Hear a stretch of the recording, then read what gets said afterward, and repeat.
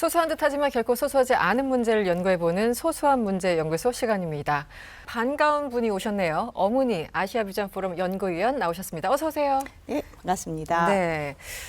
우리에겐 미국이나 유럽보다 가깝지만 사실 잘 모르는 나라들이 참 많습니다. 그중에 하나가 일명 스탄 5형제 국가들이 아닐까 싶은데요. 여기서 스탄 5형제는 중앙아시아 5개국을 의미합니다. 오늘 어문희 박사님을 모신 이유가 있겠죠. 게다가 알파고도 며칠 전에 며칠 전에 아니고 바로 사실 저희 녹화 기준 조금 전에 중앙아시아에서 왔어요. 그래서 스탄 삼형제를 다니고 삼형제를 그래서 왔습니다. 지금 시차 적응도 안 된 상태에서 여러분들께 많은 소식을 전달해 드릴 겁니다. 일단 박사님 먼저요. 박사님 중앙아시아 어디쯤 다녀오셨어요? 저는 중앙아시아 두 형제. 두 형제. 예, 우즈베키스탄하고 카자흐스탄을 다녀왔습니다. 그래도 우리나라에서 가장 많이 언급되는 국가들 그렇죠. 중에 네. 그 두 국가. 저는 개인적으로 동남아 전문가가 왜 중앙아까지 갔냐 뭐 이런 얘기를 많이 들었는데요. 그것도 궁금했어요. 제가 최근에 더위가 좀 많이 찔려서 그런 거 아니에요? 좀 추운 중앙아 나라 좀 더웠어요. 가야지. 제가 8말 9초에 갔는데 우즈벡 너무 더웠습니다. 네. 최근에 좀 관심 갖고 꽂혀 있는 게 동서 교류사를 좀 보고 있거든요. 동양과 서양의 교류사를 보다 보니까 동남아시아가 대표적으로 해양부에서 동서 교류를 그러니까 일어났던 장소, 뭐 중개했던 사람들 이런 거라면 중앙아시아 국가들은 역사적으로 대륙에서 동양과 서양을 또 교류하는데 그 중개자 역할을 했던 국가라는 관심이 있어서 네. 늘 관심이 좀 있었는데 이번에 기회가 돼서 다녀올 수 있게 되었습니다. 그렇군요. 알파고 기자님은? 저는 카자흐스탄 이번에 4번째를 갔다 왔고요. 4번째? 그리고 우즈베키스탄하고 타지키스탄 이번에 처음 갔다 왔어요. 타지키스탄. 두 분이나 발도장을 찍고 오셨는데 중앙아시아가 오늘의 주인공입니다. 원 박사님 그래서 오늘 주제를 뭐 한 줄로 말씀해 주시면 어떨까요? 제목은 기로에 선 스탄 5형제 국가입니다.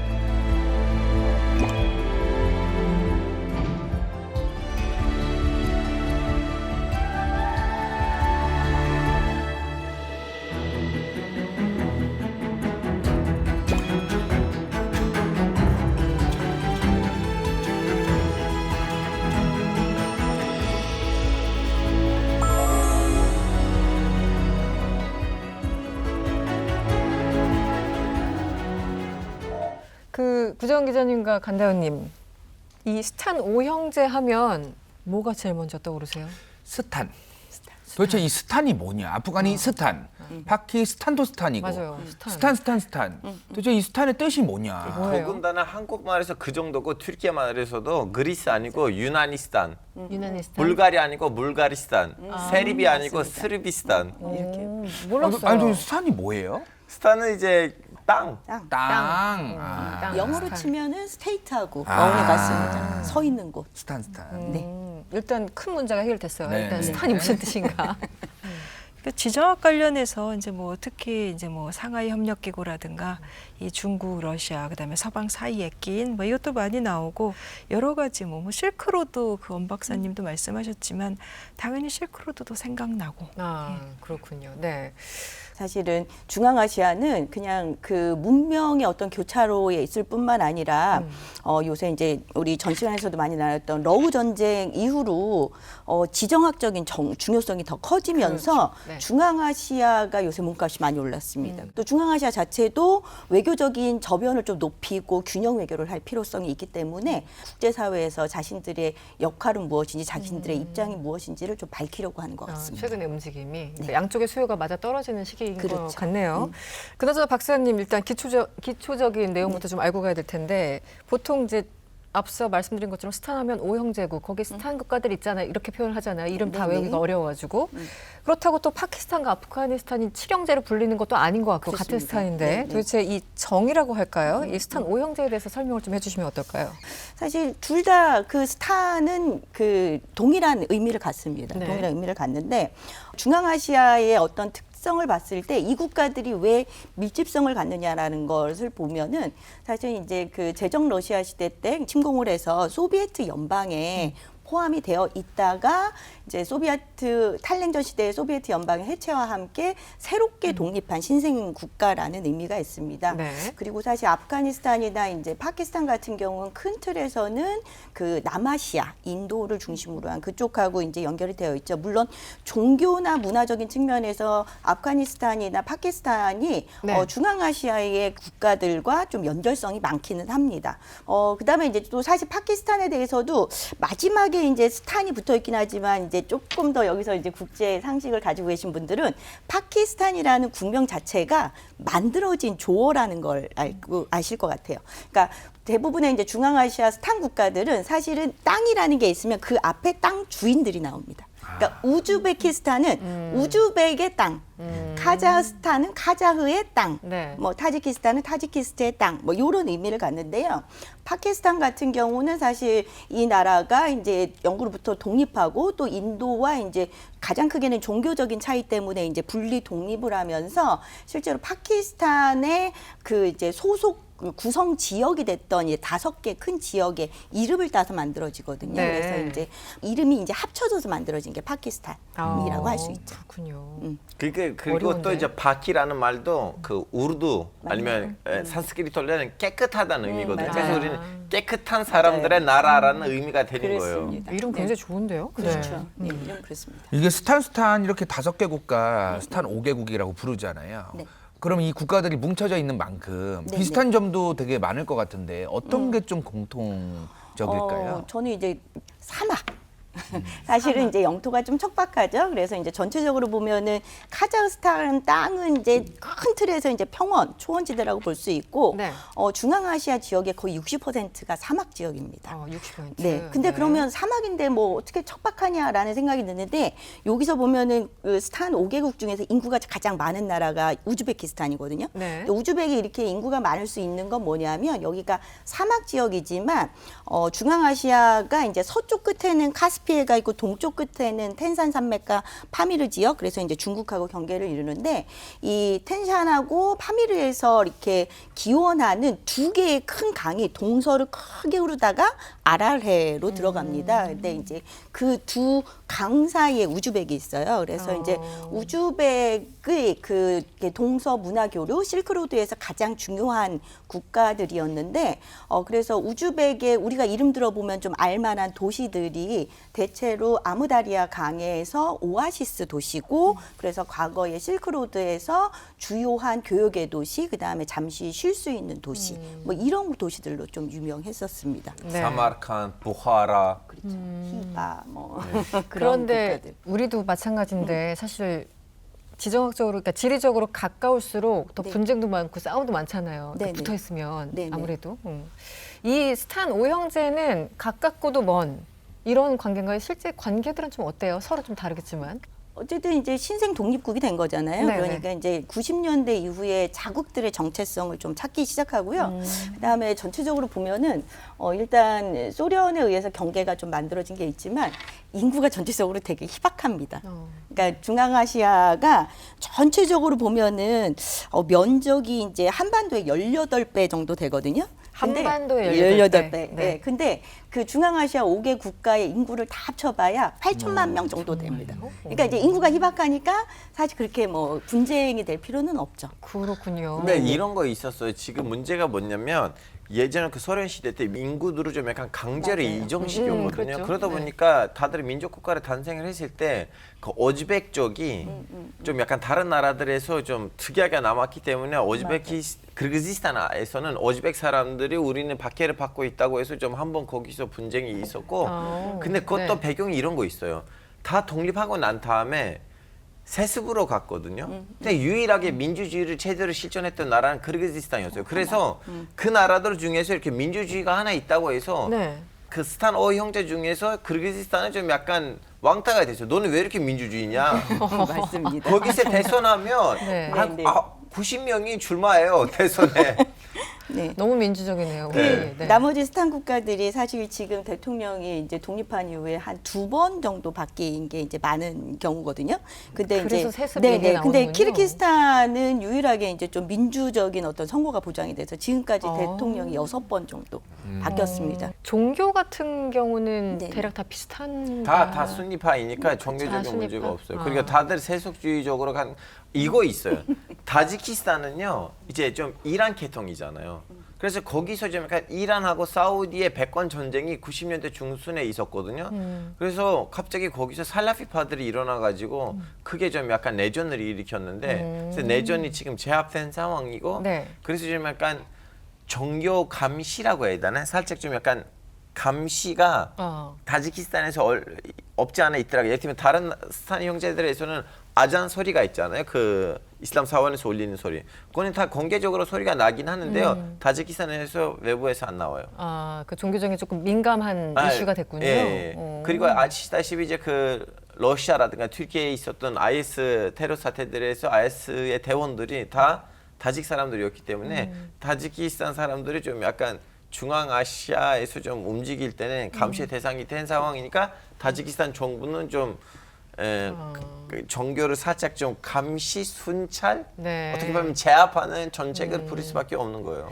그렇군요. 근데 보통 이게 굉장히 편견일 수 있는데 중앙아시아 저 같은 경우도 스탄 5개국 하면은 일단 조금 뭔가 GDP가 조금 떨어지는 것 같고 국력이 약한 것 같고 존재감이 한마디로 없는 것 같은데 이 국가들마다 이렇게 서로도 달라서 이렇게 한 묶음으로 얘기하면 네, 네. 굉장히 기분 나쁠 것 같긴 해요. 네, 실제 그렇습니다. 어떻습니까?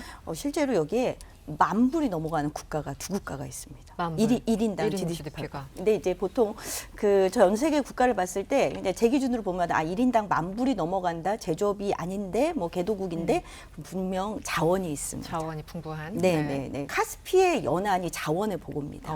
거기서 이제 석유하고 천연가스가 나오는데 사실은 여기 5개국 중에서 카자흐스탄하고 투르크메니스탄이 이 카스피의 연안에 이렇게 영토가 다 있어요.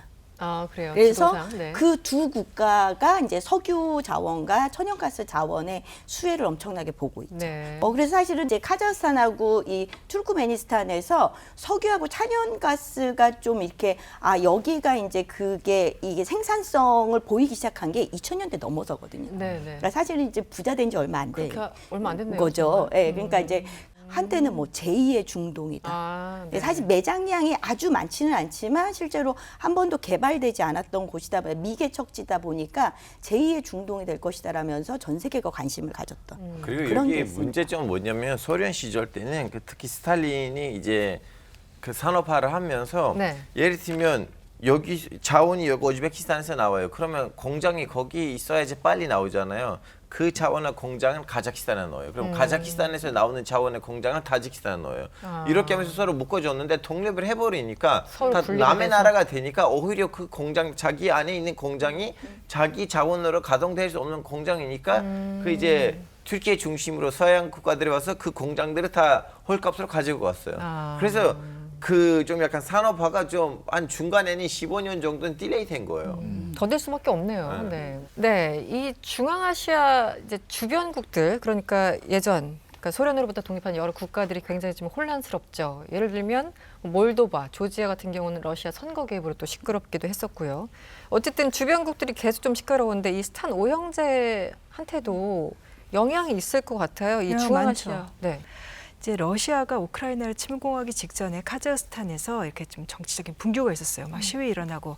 그래서 그때 러시아가 거의 정말 이례적으로 그때 이제 군대를 보낸 일이 있었는데 러시아가 카자흐스탄 정권의 요청을 받아서 그랬는데 그 다음에 러시아가 우크라이나 침공하고 나서 우크라이나 동부에서 이제 뭐 돈바스, 뭐 도네츠크, 루간스크 그런데 우리 독립국 하겠다 그럴 때 러시아랑 친한 나라들은 그걸 인정을 해주는데 카자흐스탄이 인정을 해주지를 않았어요.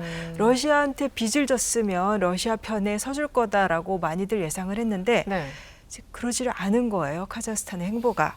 그러면서 지금 줄타기를 많이 하고 있는데 이렇게 줄타기를 할 수 있게 된 것이 결국은 중국의 영향이 크다. 또 이런 분석들이 역시. 많아요. 그건 또 이렇게 민감할 수밖에 없는 건 뭐냐면 유일하게 카자흐스탄에서 러시아 사람들의 인구가 20% 넘어요.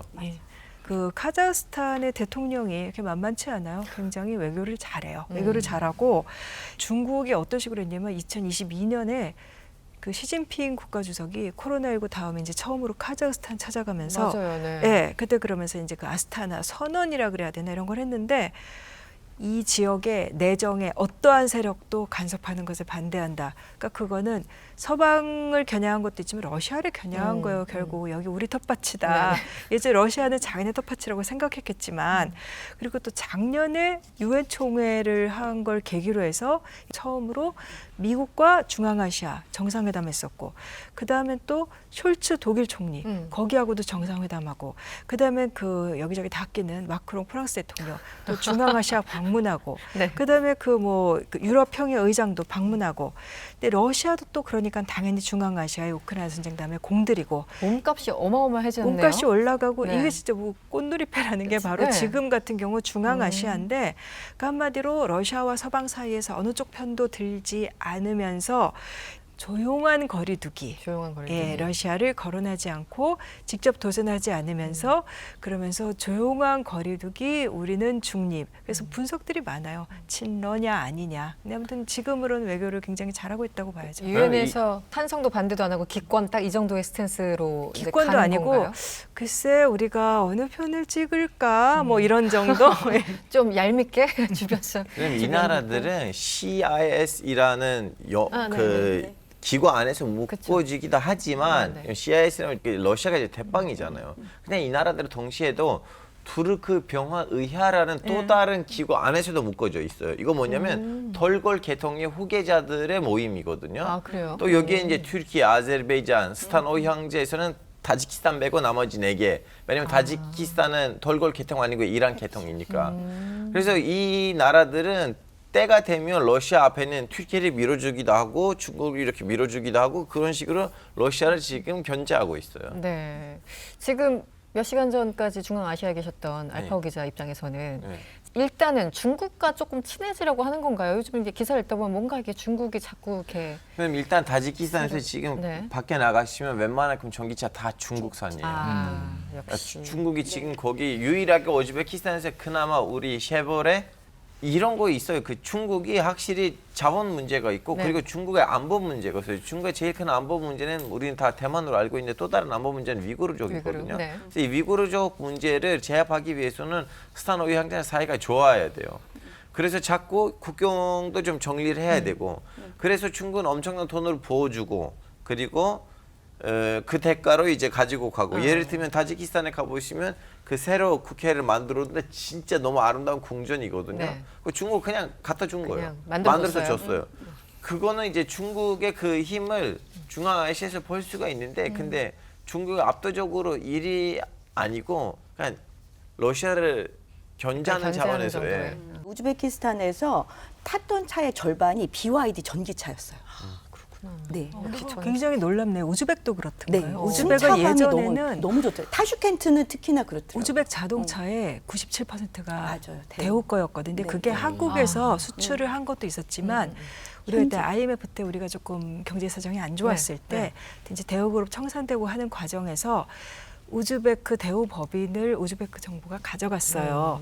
근데 그 회사가 계속 생산을 했었기 때문에 우즈벡에서는 옛날에 마을버스를 부른 호칭이 다마스였었거든요. 아, 정말요? 예, 우리가 봉고차 하듯이 그런 그래서 것처럼? 그거를 가져갔었고 그다음에 한국 기업들하고도 관계가 굉장히 많았는데 지금 비아디로 많이 바뀐 모양이네요. 근데 이게 스탄 네. 5개 국가 지금 오늘 얘기하고 있는데 이 5개 국가 안에 또 다른 스탄 국가가 또 있다며요.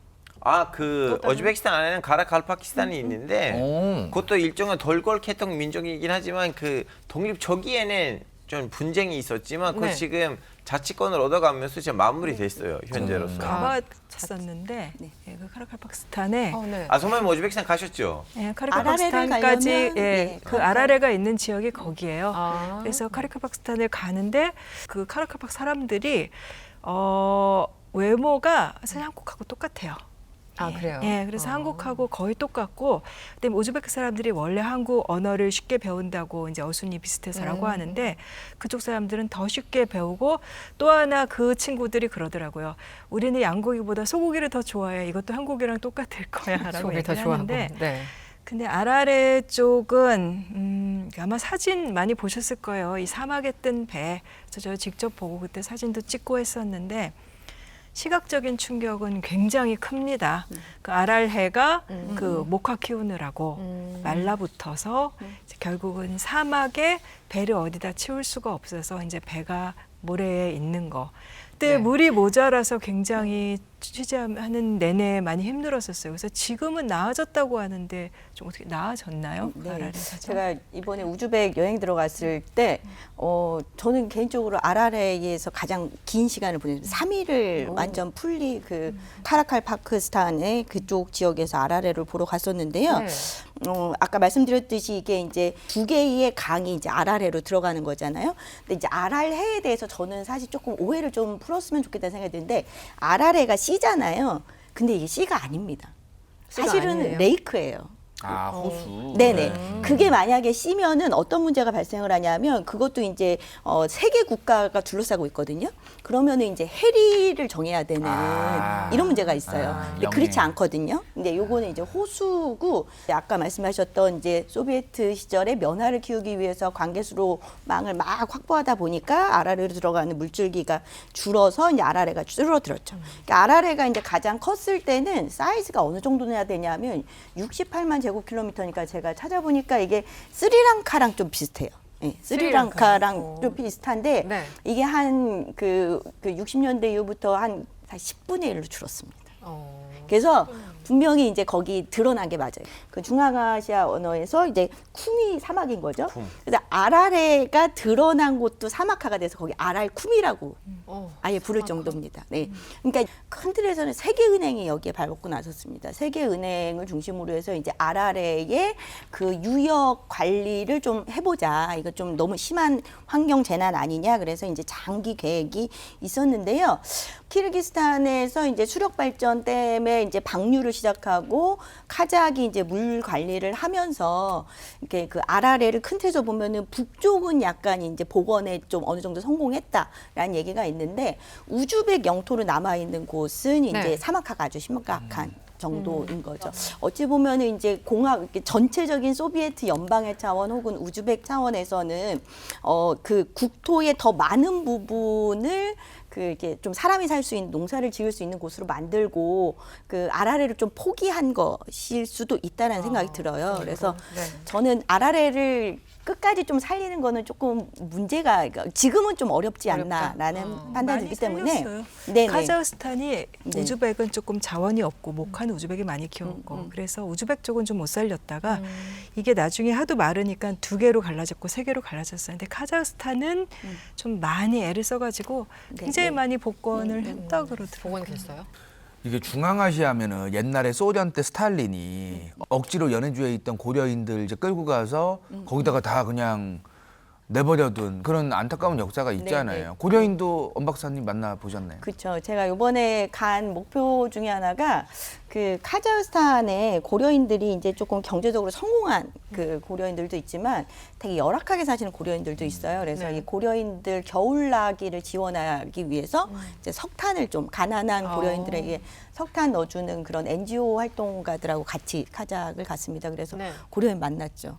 특히나 이제 저희 지금 11월 말에 그 현빈 나오는 영화 하나 나오죠. 하얼빈 영화 나오잖아요. 네네네. 안중근 열사 네. 나오는, 거기 보면은 이 안중근 열사한테 총을 주고 그다음에 그 기차역에 들어갈 수 있도록 기자 신분증을 만들어줬던 사람이 연해주에서 활동했던 최재형 님이시거든요. 아, 네. 이 최재형님의 자손 중에서 카자흐에서 가장 성공하신 이제 박다찌아나라는 이제 전직 세무 공무원이자 지금은 이제 민간 회사를 운영하시는 분이 있는데, 이분을 만나서 그 전체적인 고려인 얘기를 좀 가슴 아프지만 또 네. 이들이 또 어떻게 살아내려고 하는지 얘기를 좀 많이 듣고 아니, 왔습니다. 이 거래의 문제는 진짜 좀 약간 제대로 우리는 제 특집을 만들어서 얘기해야 되는데, 지금 어떤 문제 있냐면 이제 한국 분들이 스탄리 형제에 가요. 거기서 이제 그 뭐라고 해야 되나? 그 성공된 고려인들이랑 만나요. 그리고 거기서 국뽕을 넣게 그래 우리의 우수한 유전자 덕분에 그 수많은 이 민족들 중에서 우리 고려인들이 좋은 데 올라간다고 하고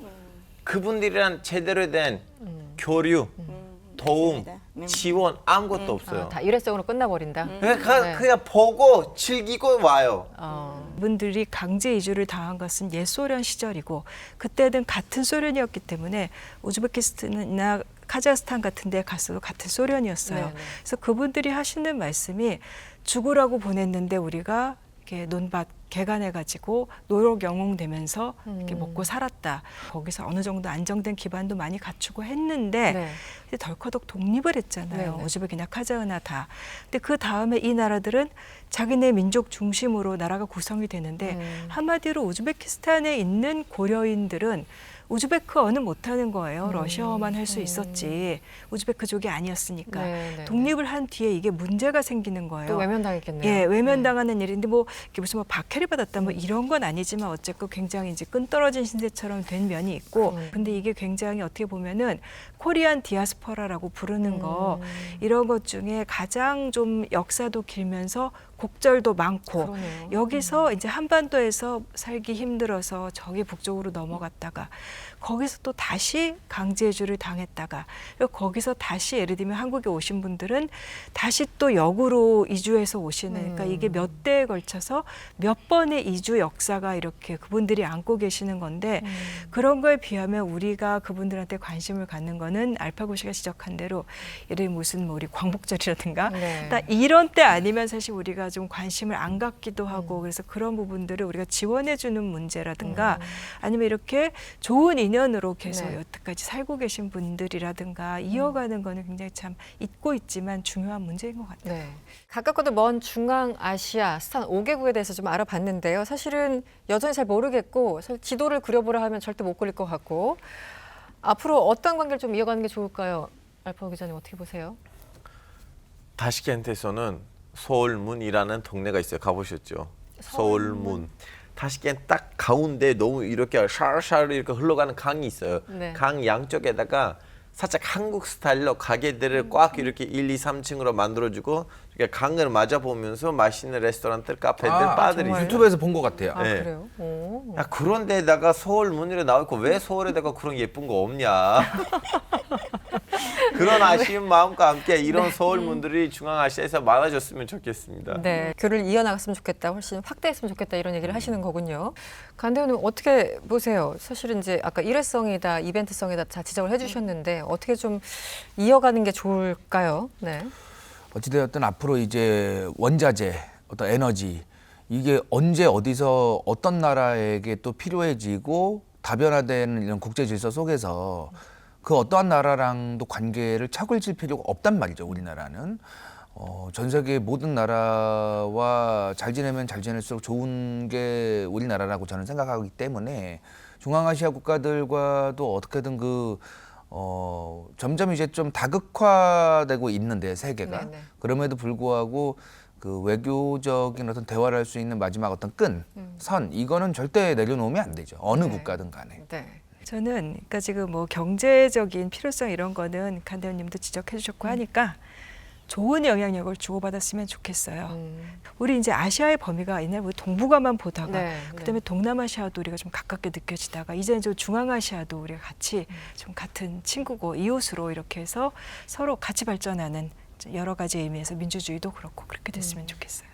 중앙아시아 갔을 때 이제 말했듯이 요새 저는 정말 해외 어디를 가든지 한류의 붐은 정말 너무 엄청난 것 같아요. 네. 그래서 야 한국 사람이라는 이유만으로 내가 이렇게 대접받아도 되나 막 이런 경험들을 되게 많이 하는데 네. 제가 우즈베키스탄에서 그 사마르칸트 갔다가 무슨 일이 있었냐면 좀 계속 걷다가 좀 지쳐가지고 택시를 타볼까 하는데 택시 아저씨가 저한테 약간 이제 뭔가 호객행위 플러스 약간의 이제 성희롱성 발언을 막 하는 거예요. 근데 그 택시 아저씨가 기다리고 있던 어떤 테이블이 있었는데 거리에 고기 뒤쪽에 양고기를 파는 정육점이 있었는데 갑자기 정육점에서 얼굴을 누가 탁 내밀더니 한국 사람 이러는 거예요. 그러면서 아저씨가 막 뛰어나오면서 네. 친구였던 거예요. 택시 운전사한테 한국 사람한테 그러면 안 돼 이러면서 정말요? 이분이 네. 우즈벡에서 이제 사마르칸드 출신인데 한국에서 이주 노동자로 10년을 꽉 채워서 일하고 가신 분입니다. 한국말 그러니까 잘하시네. 한국에서 대단히 경제적으로 자기가 너무 노력했고 자기가 만난 한국 사람들도 나쁘지 않았고 그래서 또 이제 그 경제적으로 돈도 많이 벌어서 이제 자기 고향 돌아와서 이제 되게 안정적인 생활을 하고 계신 분이죠. 문화적으로만 이제 왔다 갔다 하는 게 아니라 실제로 보면은 최근에 이 우즈베키스탄이 중앙아시아에서는 한국에 오는 그 고용어 가제로 오시는 분들이 제일 많거든요. 한 10,000명, 13,000명 정도 될 것 같아요. 제 숫자로는. 최근에 이제 제가 보고 온 자료로 보니까 타지키스탄이 그 17번째 EPS 국가로 선정이 돼서 2022년서부터 타지키스탄 분들도 한국에 온다고 하더라고요. 네. 예, 이제 어쨌든 한국이 최저임금을 보장하는 나라 이런 게 또 되게 국제사회에 주는 메시지가 있을 것 같아요. 그래서 관계를 잘 만드는 것도 이분들을 제대로 대접하는 것도 또 이제 한국의 위상이 높아지는 데 또 중요한 그런 계기가 되지 않을까 싶습니다. 알겠습니다. 오늘 나와주신 분들도 그렇고 제 주변의 분들도 그렇고 중앙아시아를 방문하신 분들은 한국인들에 대한 어떤 환대 이런 것들에 굉장히 감동받았다는 얘기를 많이 듣습니다. 친구 만들기 이보다 더 좋은 시기는 없을 것 같습니다.